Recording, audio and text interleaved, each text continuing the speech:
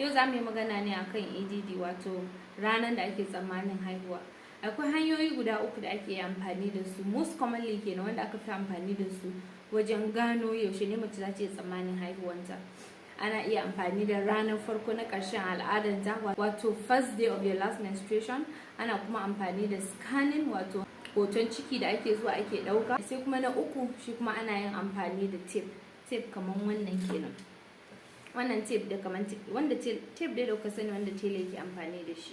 Na farko, bayan kin tabbatar da cewa kina da juna biyu, kuma aka tabbatar miki idan kina so ki san satuttuka ko kuma watanni nawa ne na wannan ciki din, sannan kuma yaushe za ki iya tsammanin haihuwa saboda shirin kaya da sauran abin da ake bukata na haihuwa. So za ki iya zuwa wajen ɗaukan hoton ciki inda za a miki scanning a duba. A wajen scanning kuma ana amfani da girman yaron ki ne. So girman yaron ki ne zai nuna iya satuttukan shi, sannan kuma yaushe za ki iya tsammanin haihuwa. Idan ma cikin ya girma za ki iya ganin, za a iya gaya miki mace ne ko namiji za ki iya haifa da tape ɗin. Duk wacce take zuwa awo na tabbata ta san shi, ta san kuma ya ake mata amfani da shi. Shine wanda za a sa mace ta kwanta. Idan ta kwanta za a yi amfani da wannan mai karamin waje a ɗaura daga saman cikinta har zuwa ƙasan shi, sai a ga satuttuka nawa ne.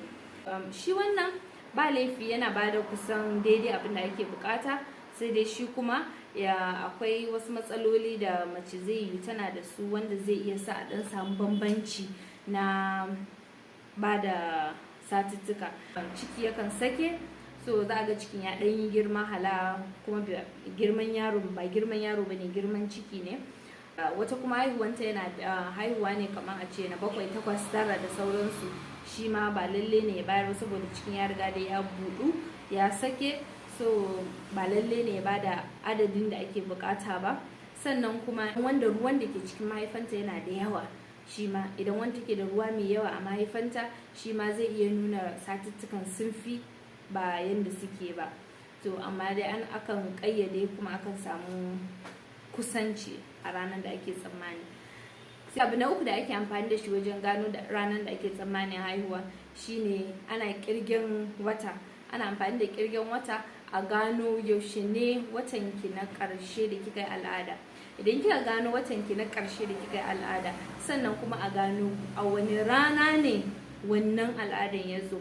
Idan kika ce misali watan kin yi al'ada na ƙarshe a ranar 1 ga watan January, to idan kika ɗauki kalandar kika irga sati 40 bayan nan, sati 40 bayan wannan rana 1 ga watan January, zai baki ranar da zaki tsammaci haihuwanki.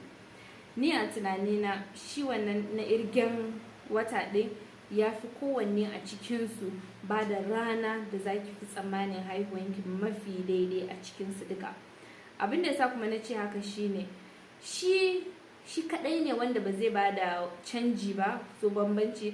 Zaki ga koda idan an yi amfani da tape ko kuma kika je wajen scanning aka ɗau hoton ciki, ranar da za a baki zaki ga ba zai wuce ƙarin sati 2 ko kuma a rage sati 2 daga wannan satin da kika samu bayan kin yi wannan kirgen.